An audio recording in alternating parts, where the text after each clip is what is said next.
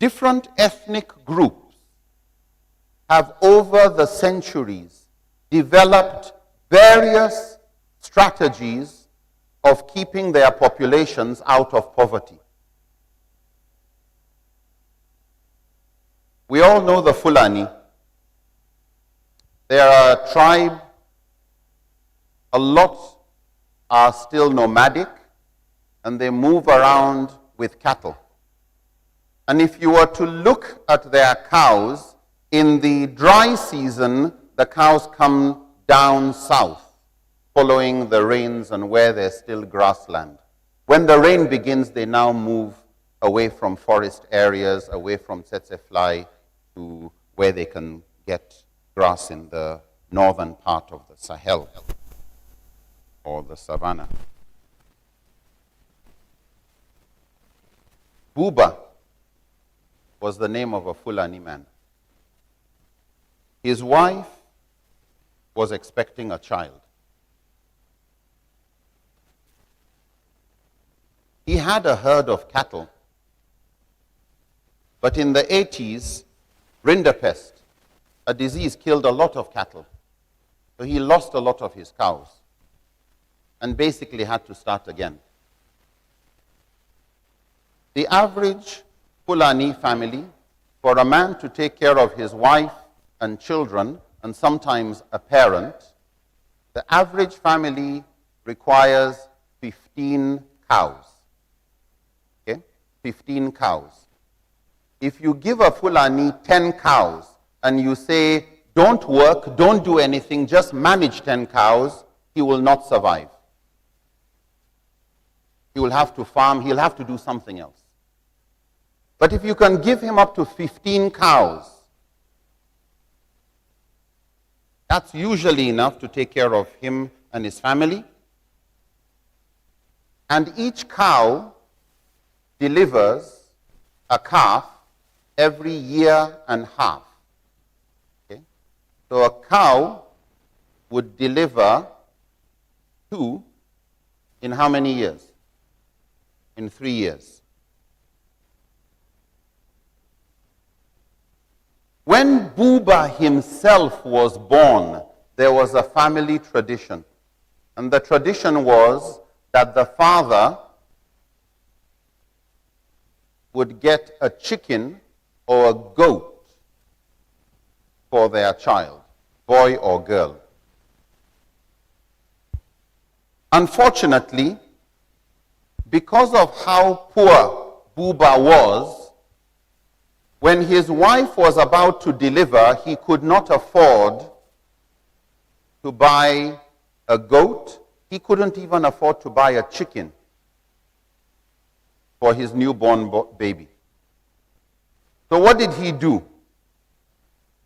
He bought an egg.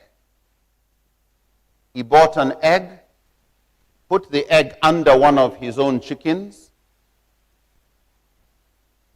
and after about 3 weeks, 21 days, the egg hatched, and he had a little chick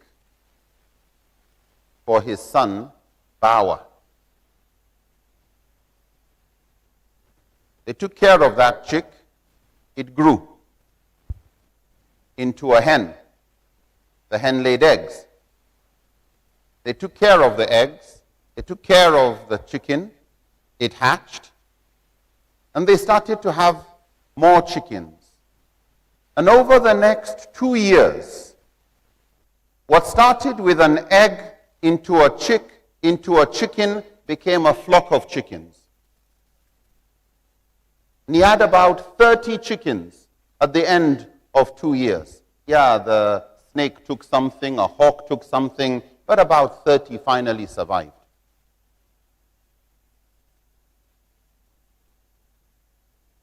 Out of the 30 chickens, he sold 25 and bought a goat. Took care of the goat. And the goat grew. And the goat was expecting. And the goat delivered. The kid of the goat grew. over the next couple of years, what started with 1 goat became 2 goats, became 4 goats, became 6 goats. Meanwhile, out of his 30 chickens, what did he leave behind? 5. Those 5 continued to increase in numbers. And so he would, from time to time, once they get to around 30, he would sell about 25 and buy another goat and add to this one. And the goats continued until he had about 8 goats. He sold 5 of the goats and bought a cow for his son, Dawah. And that cow, every year and a half, would deliver. Every year and a half would deliver. Every year and a half, another one. If any male calves were born, he would wait until they're about 2 years old, then he will sell and buy a female.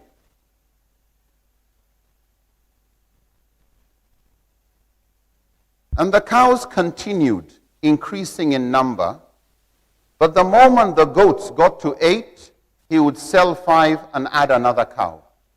The moment the chickens got to 30, he would sell 25 and buy another goat.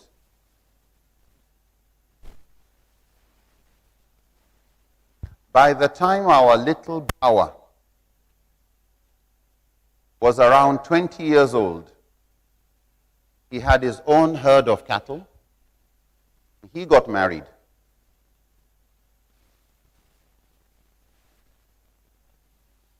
Dawah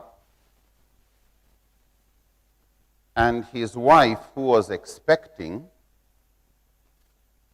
were able to get their son, Abu, a goat when he was born. Something his father couldn't do. But I'd like to study what the father did.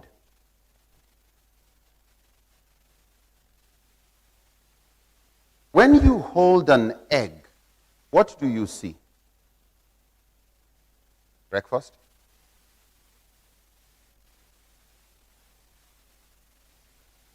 When Buba held an egg, what did he see?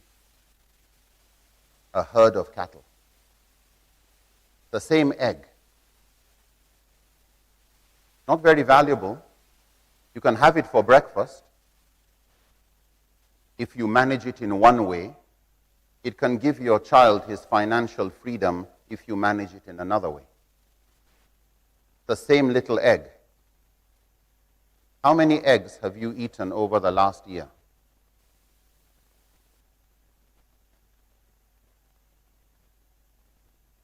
You can look at an egg with the perspective that this is income.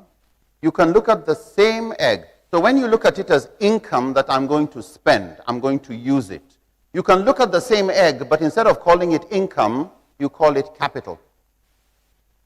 Yeah. It's a different name. It's the same amount.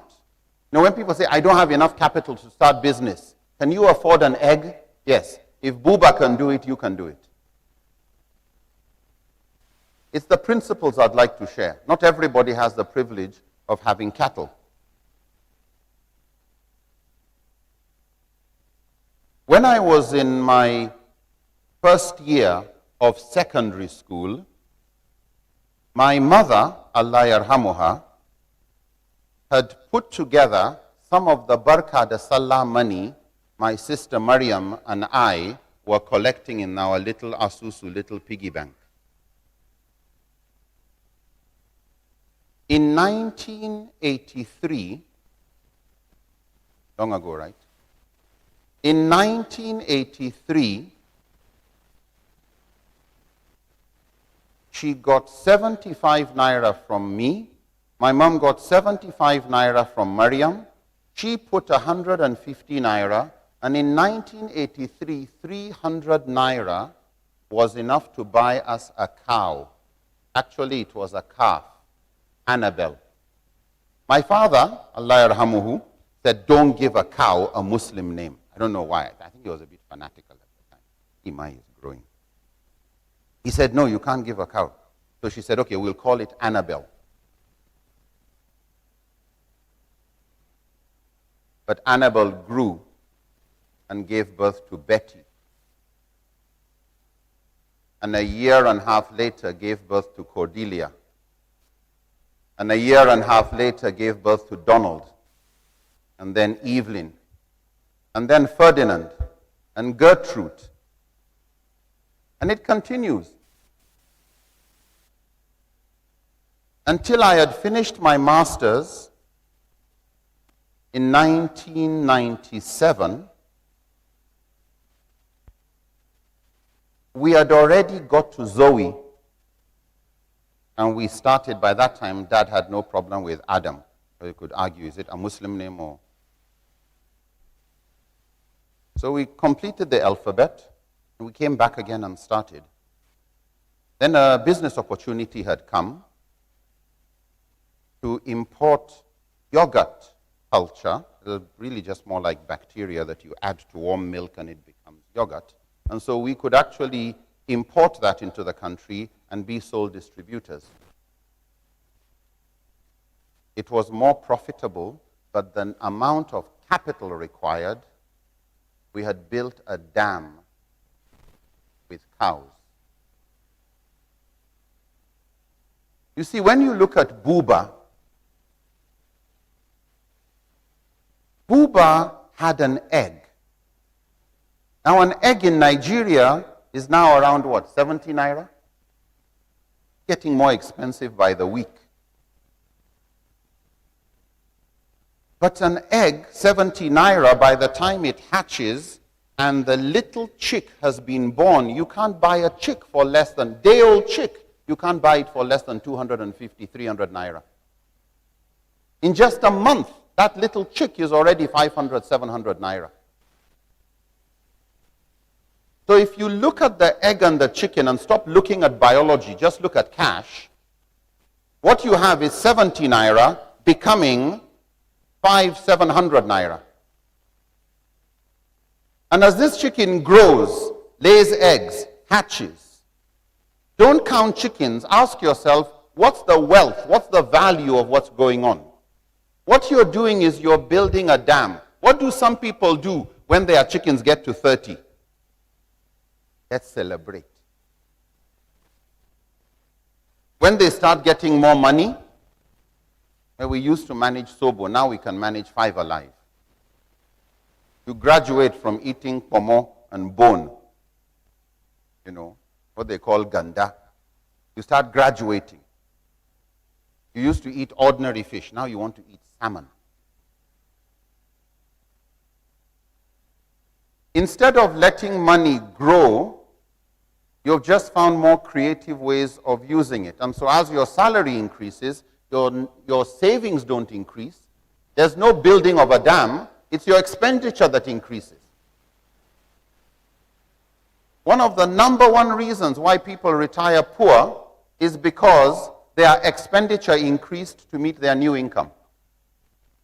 New clothes, new car, new phone, new everything. New neighborhood, new everything. Not more investment, no, but more expenditure. So, what should you be looking for? Number one, look for opportunities to invest. Number two, start with whatever you have, but start now. It may take 20 years for an egg to become a herd of cattle. And actually, Buba went for Hajj with his son. If you go to the Hajj camps, do you see Fulanis there? Yeah, they're about nearly 10 to 20% of the population going for Hajj from Nigeria. That's a big number of illiterate people not going to Hajj on tickets given by politicians, but from their own cattle. How do they afford 2-point-something million naira, 3-point-something million naira? But they have learnt a skill of turning an egg into a cow. In fact, turning an egg into a herd of cattle. So number one, please start, however small. Start with what you have. Look for wherever you can put money and it will grow. And if you don't have an opportunity to grow, then just start building a dam. Put it somewhere where it will be saved. Why? Because it's as that money becomes more, then it is able to turn a turbine. Then you can take advantage of a good business opportunity. Somebody wanted to sell land. Oh, I only have 100,000, or I only have this amount. And it's not enough. Why? Because the land costs maybe 2 million. But it's, it's beside a place that the government is planning to bring development to. That would have been a good investment. But you didn't build a dam, so the opportunity comes and it goes. Somebody took advantage of opportunity and you say the person was lucky. They weren't really lucky. Luck is preparedness meeting an unexpected opportunity. That's what luck is.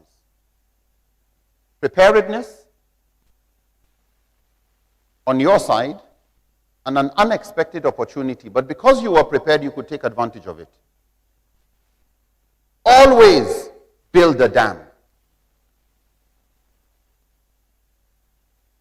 Start small, even if it's as small as an egg. Don't celebrate as it is going. Don't increase your expenditure.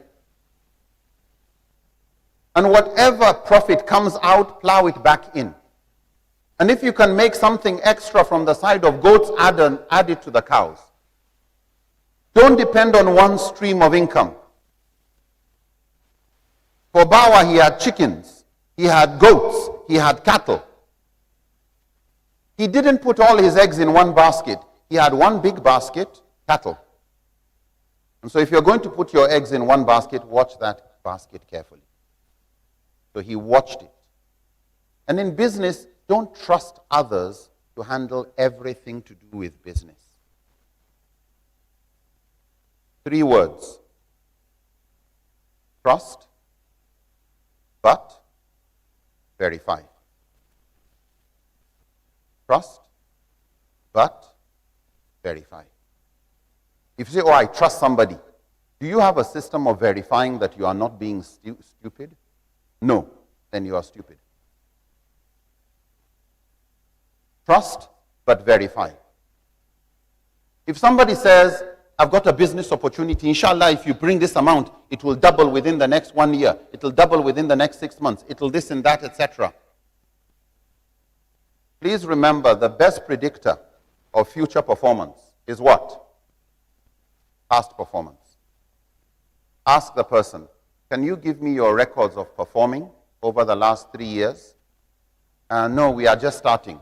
Just starting? Yes. In other words, it's an experiment. With my money? When you want to go into business, please don't borrow money for an experiment. Use your own. Make your mistakes. It's yours, not other people's money. When you have learned and you are ready to scale up, then you start bringing investments slowly. Business is like riding a bicycle. You will fall. You will lose. But you will learn to ride and run. But do the falling on your own bicycle, not somebody else's bicycle. When we look at money and how much society is ready to pay, we realize that society would pay a secondary school graduate less than it pays a university graduate. Society will pay a university graduate less than it will pay a graduate, postgraduate student.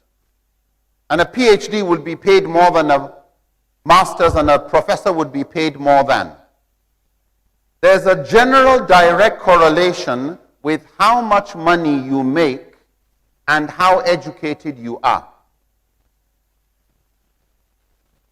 Whether you are in school or not in school, the more knowledge you have about your area, the more people are ready to pay you for the services you offer. while we look at an egg and how can an egg become a herd of cattle, look at yourself as an investment, not as a saving. Look at yourself as capital.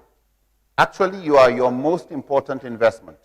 Nearly every money you're going to make is going to somehow be connected with what's the difference between you and somebody else who is less competent. So building your capacity. You know the story of the goose that laid the golden eggs? You know that one? A farmer, he has a goose, it lays golden eggs. The next day, lays another golden egg. Initially, he thought this is a joke. He finds out by the time he goes to the goldsmith, this is really valuable eggs. Each one is costing around $5,000.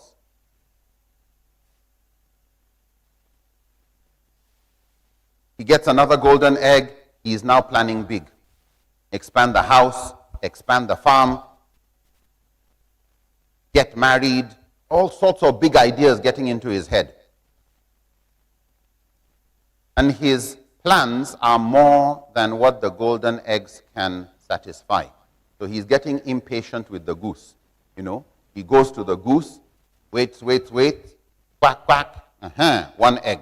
Good, he will go and sell. Next day he comes, waiting, lift the goose, nothing. Okay, lift again, finally an egg. He gets more and more impatient. So what does he do? He has a great idea. I know where the eggs are. Inside the goose, right? Yeah. So he kills the goose and opens it, and he takes the last golden egg, and that's the end. And we look at him as very greedy, very selfish, very silly fellow, you know, not using his head. What was the problem with this guy? How would you manage a goose that lays golden eggs if you did find that you had a goose or a chicken or a duck that laid golden eggs? I know in Nigeria, first thing you do, step up security. If not, by tomorrow, if your neighbors know you've got a goose that lays golden eggs, that's the last time you will see your goose.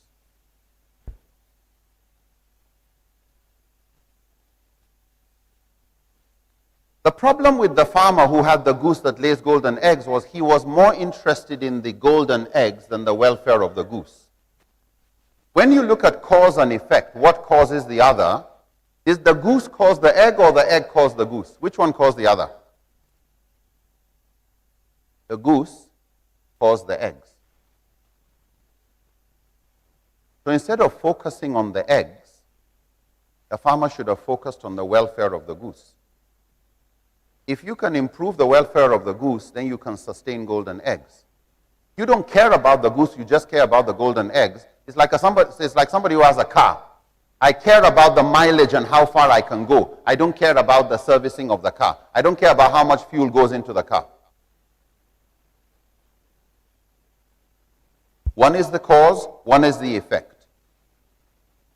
So when we look at the farmer who had the goose that laid the golden egg, he honestly did not care about the welfare of the goose. He only concerned himself with the eggs and what I can do with the eggs. And I remember asking a group, if you are the farmer, what would you do? Somebody said, oh, I will pamper the goose. What does that mean? Air conditioning. Good. I'll stop feeding it Dusan, this chicken feed. Start getting cornflakes, muesli. I'll build a swimming pool for the goose. Big plasma screen television with geese and sound of music. Honking, anything that will make the goose happy. I'll probably get a gander for the goose. Don't know whether they get married, but okay, let it just be less bored. And instead of, I'm only interested in the goose, these eggs, I will allow the goose to sit on some of the eggs. I think I'd like to create a distinction over here is the difference between the product and the thing that has the production capability of producing the product. One is a product of the other.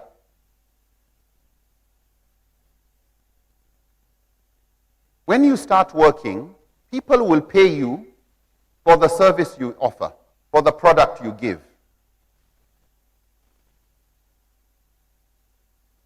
And there are times when you feel like saying, I deserve more than I'm being paid. Everybody likes to believe that.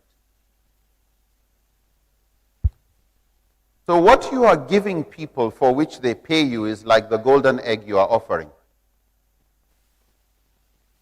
What can you do to give bigger golden eggs? Not 20 carat, but 25 carat golden eggs. What can you do to give more golden eggs? It's not going to be focusing on the golden eggs. It's going to be focusing on your production capability.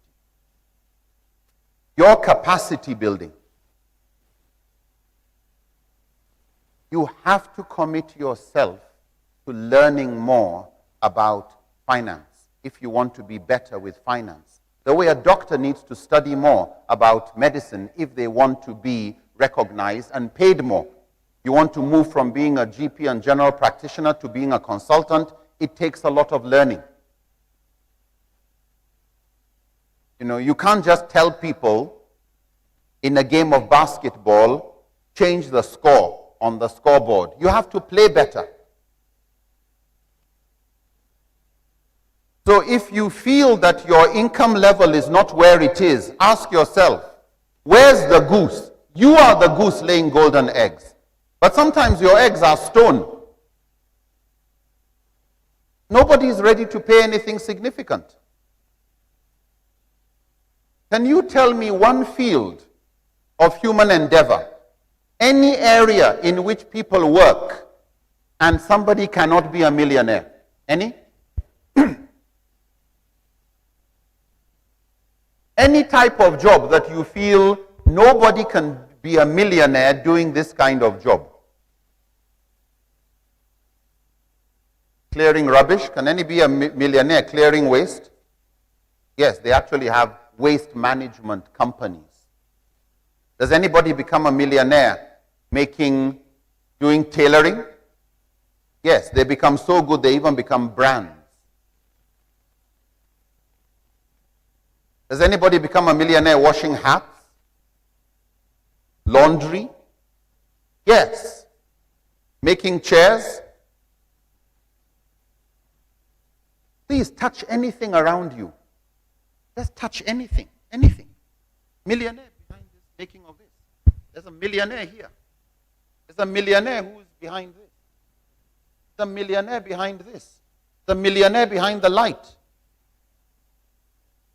Just think about it. Even your embroidery, even the thread, there's a millionaire behind it. Does anybody become a millionaire teaching? Yes, so.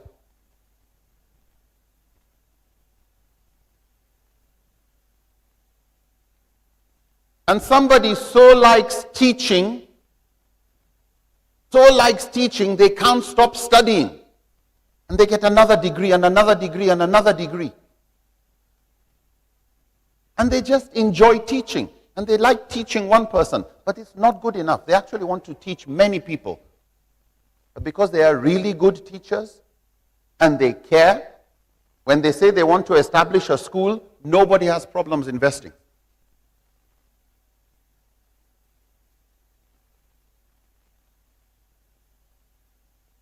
So when it comes to making money, halal income, don't start looking at, oh, that person is into IT. If I went into IT, I would also have been a millionaire. And that person is into, he's a car dealer. If I want to be a millionaire, let me go and be a car dealer. No. There are millionaires in every field. What's your own? What are you passionate about? But remember, most people work full-time. Millionaires work overtime. Why? Because millionaires don't have 7 days a week. They have around 8, 9 days in a week. Yeah, they create extra days. I'm serious.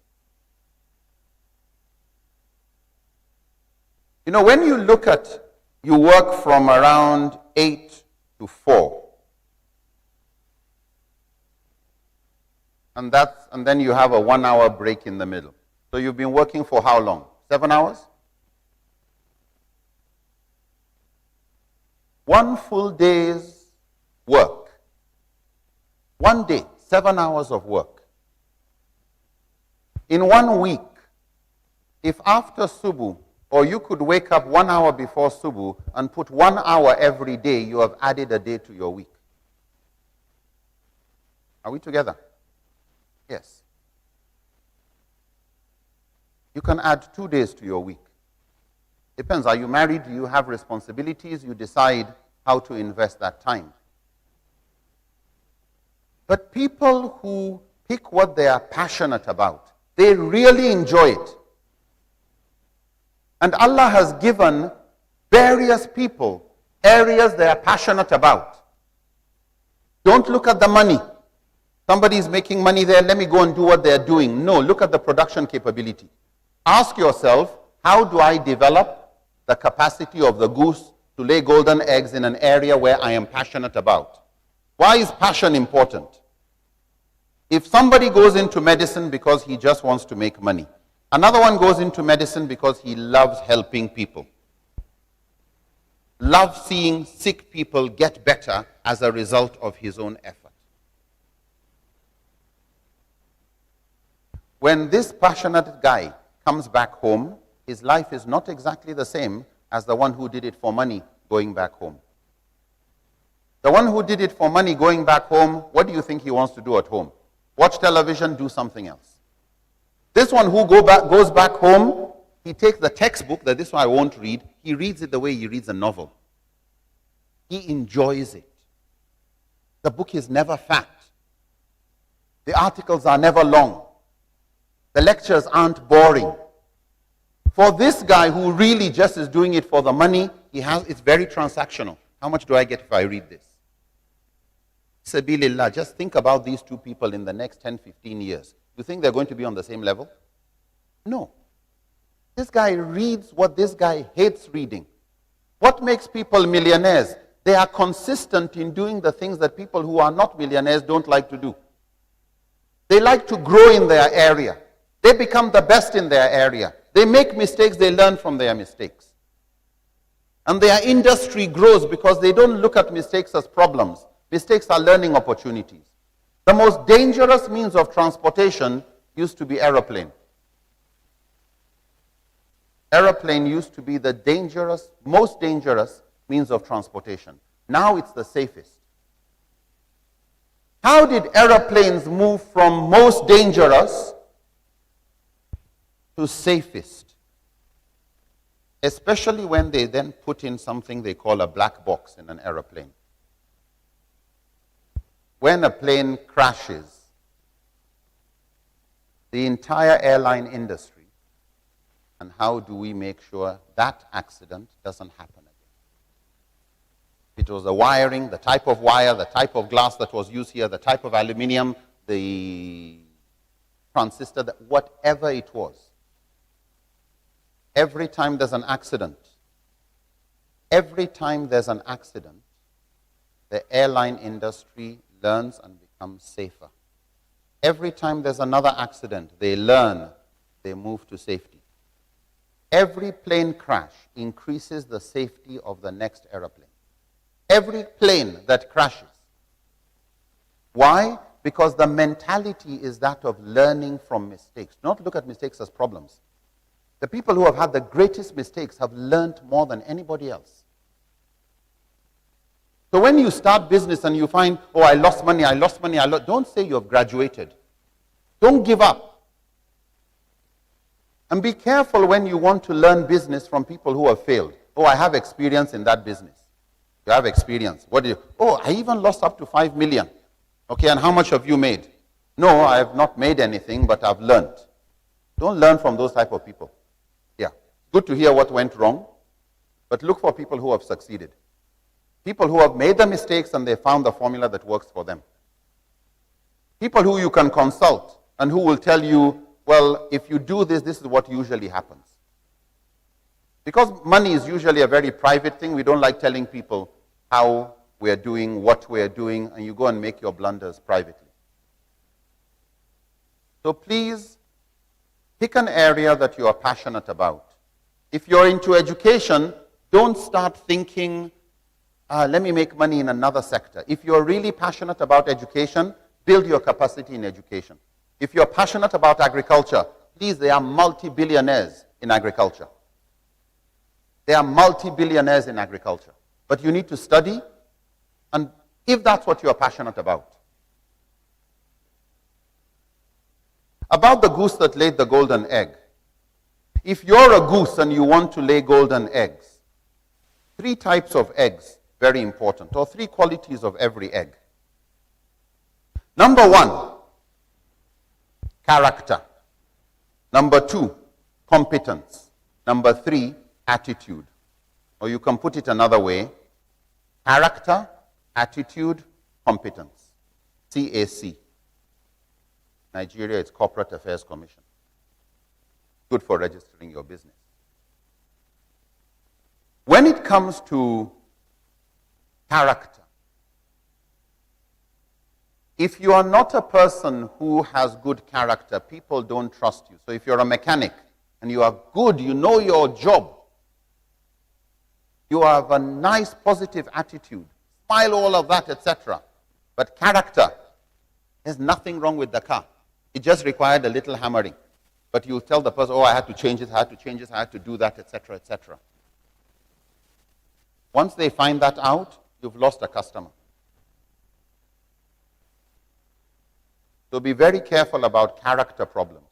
In society, and in business in particular, character is very hard to find, people who you can trust. So if you have it, protect it, because life in business moves at the speed of trust. The more trustworthy you are, the faster things go. If you are trusted, people give you things without, no, let me get all the witnesses to sign, let me get. If you are trusted, no problem. If you are not trusted, God help you. Everything has to go through a lawyer. Everything is bureaucratic. You say something, they don't believe you. Let's confirm. Let's everything. So you can't afford to lose character, where character gives you a competitive advantage. You will be tested with free money. You will be tested with various things. Hold on to character. The second, attitude. This positive attitude towards people. Positive attitude towards people you work with. Positive attitude towards customers. Positive attitude. Nobody likes working with somebody who is always grumpy, always complaining about the economy. Always seeing what is wrong about the people around them, not what is right.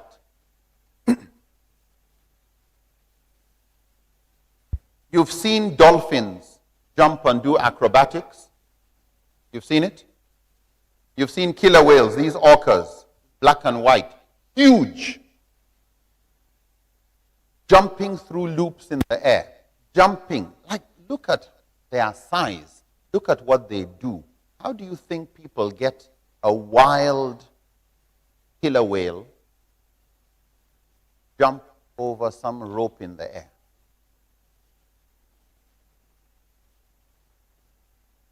They have this big aquarium, like a big swimming pool, where these whales are swimming.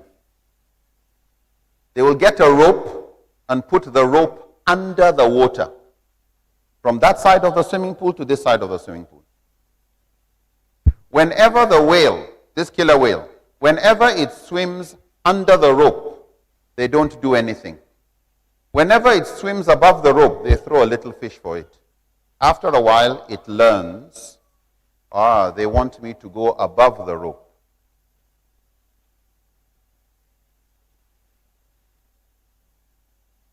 And as the whale starts to learn to go above the rope, they start to raise the rope higher, a little bit, till it has come to the surface of the water and it is now able to jump. They continue to raise it higher and higher. When it goes, no punishment. When it comes above, reward. You can get the wildest creatures to do the most unimaginable things if you can give people positive feedback. Not always coming and see what went wrong. Yeah, it's good to point that out. But imagine the greeting of a Muslim. The first thing you come is, Assalamu alaikum. How can your next sentence be a quarrel? And so even in the working environment, the first thing after greeting, what went well? And so when you say to somebody, well done, there's a twist on the spelling of well. You can actually put it well done. Yeah. There's a book by that name I would encourage you. Attitude. The last one, competence. Competence. Build your competence. Be the kind of person who you are always reading something, you are always registering for another conference, another seminar, an online course. You're always building your capacity. You're always reading something relevant to your field. I'm not saying don't read novels and fiction and all of that, but have an amount of serious reading to do with your profession. How much changes if you can only read 10 pages a day? Is 10 pages a lot? It takes you what? 2-3 minutes to finish reading 1 page? 30 minutes to read 10 pages? 30 minutes. 30 minutes, 10 pages. If you're a faster reader, you can do more. 30 minutes. How many? All right. So, 30 minutes, you can read 10 pages. Now, 10 pages is not a lot.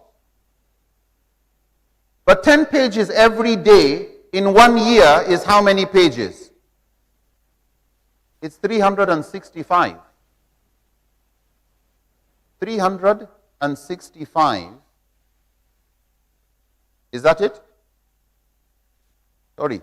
365 times 10, right? Yes. 3,650 pages. You know how much is 3,650 pages? 500 pages is a big fat book. So if you were to put what you read in 1 year, reading just 10 pages a day, at the end of 1 year, your books would be about this high. 1 ream of paper is 500 sheets. That's like 1,000 pages. So 3,600, or let's even say 3,500 pages is about 3.5 reams of paper. That's about this height. That's 1 year. This is 2 years. This is 3 years, 4 years, 5 years, 6 years, 7 years, 8 years, 9 years. This is 10 years of reading. Honestly, you want to believe there's no difference between you and somebody else? And this is the difference? Even a PhD has not read this. This is probably about 4 PhDs worth of reading. The Prophet ﷺ said, the deeds most loved by Allah are those done regularly, even if they are small. You're not in the habit of doing 10 pages, do 2 until 2 is easy. Then do 4 until 4 is easy. And do gradually. But imagine if you get to where you can read 20 pages a day. 30 pages a day. Where do you think you will be in 5-10 years? Whatever field you are in, whatever the subject, if you've read this amount in 10 years, even the professors will salute you. But you don't have a certificate. But anybody working with you, anybody listening to you knows this person knows their subject area. And if you've got character, and if you've got attitude, along with competence, know-how, you've built your skills, inshallah, you will be able to give enough golden eggs for people to pay you as if you are actually giving 24-carat gold eggs. I pray that from what you've heard, you will pursue reading more and starting something to do with business. Read whatever you can on business and investment and entrepreneurship.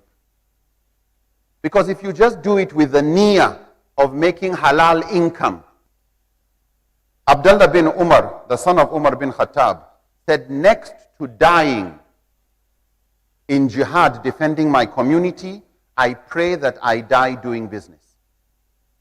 Because the Prophet ﷺ said, the honest businessman, the honest trader will wake up on the day of judgment side by side with the shuhada who died in battle.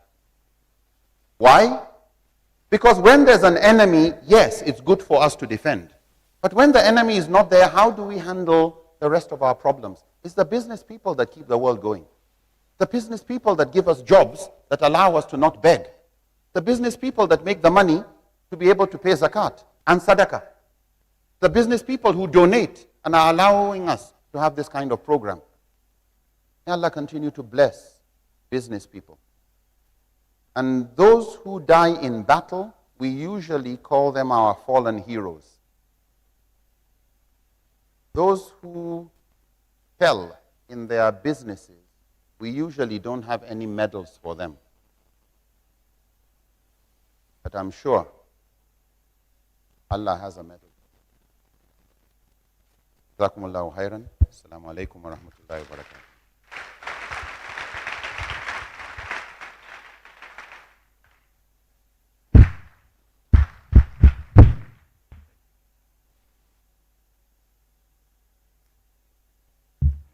Like we did with our first speaker, presenting a token of appreciation to our brother Nurdin Lemu.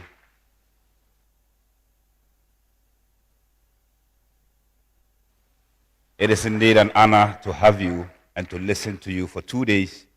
May Allah richly reward you. May Allah keep you healthy and safely for all the ummah of Prophet Muhammad, peace be upon him. Thank you very much for coming. Okay. And I am told he would also be on the panel discussion, so if you desire to listen to him some more, please make it a point to be there. We've listened enough, we've learned enough, but for me the story of the egg is very significant. Some of us ate 7 eggs, some of us ate 7 eggs this morning. We fried our investments very well. We spiced it and garnished it with onions and everything. And then inside. It is a very rich lecture we just listened to. Believe me, all of us in this hall have learned as far as investment is concerned. Can you imagine? Many of us, when we take our salaries, particularly the sisters, the first thing we think about is how much of it goes into shopping. How much of it would get us an iPhone. And I wonder sometimes, some of us who use iPhones don't even have 200 cedis in our accounts. It's amazing. You are walking around with an entire investment. And sometimes you send Sheikh Bagaya a text message. Hello, can you spare me some 100 cedis? Meanwhile, it came from an iPhone. Alisa Mugani. Okay, at this juncture, I think we'll go for a break. Pray. Oh, okay, there's a corporate video coming up. How did I forget that? For 5 minutes. Just 5 minutes. A video on corporate advertisement and marketing. Just a short video. Let us enjoy it. And after that, we go and pray, have lunch, and come back to learn some more. Thank you.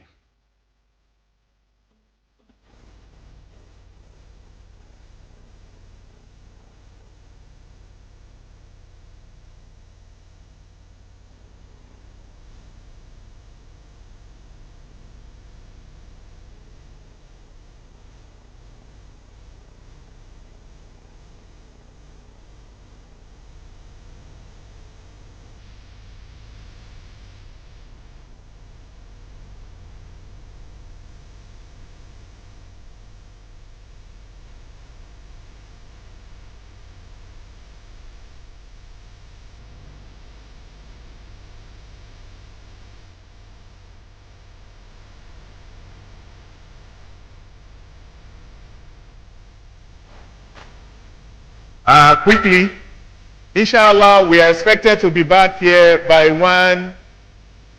Let me check my Ghanaian time so that I don't give you my. Okay, we are supposed to be back here by 12:50.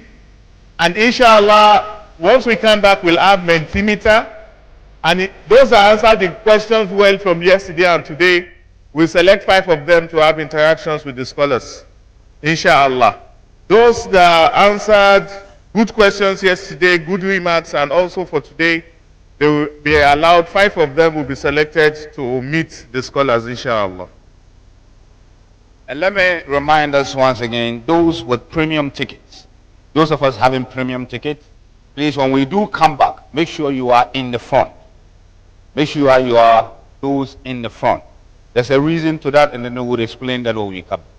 But let us enjoy the video, and then we go for the break too as well. Thank you.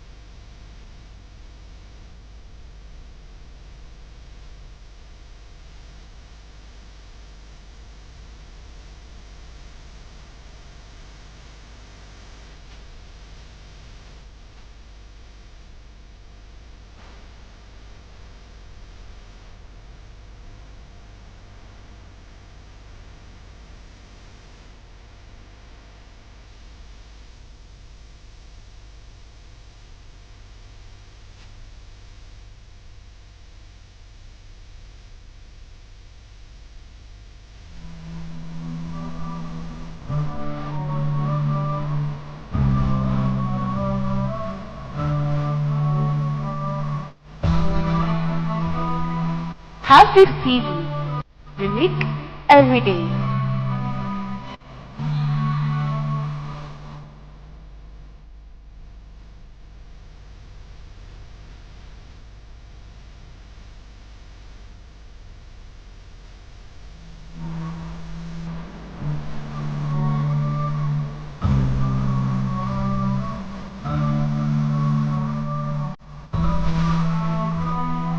HAFIZ TV, unique every day.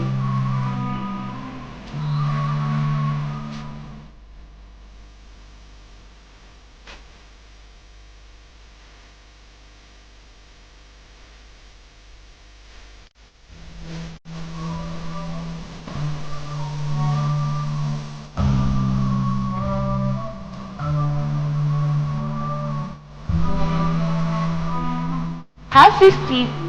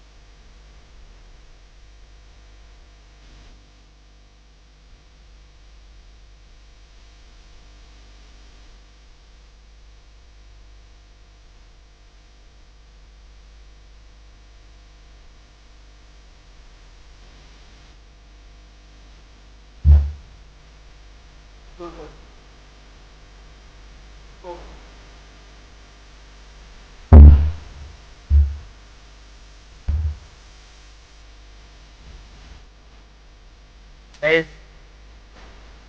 let me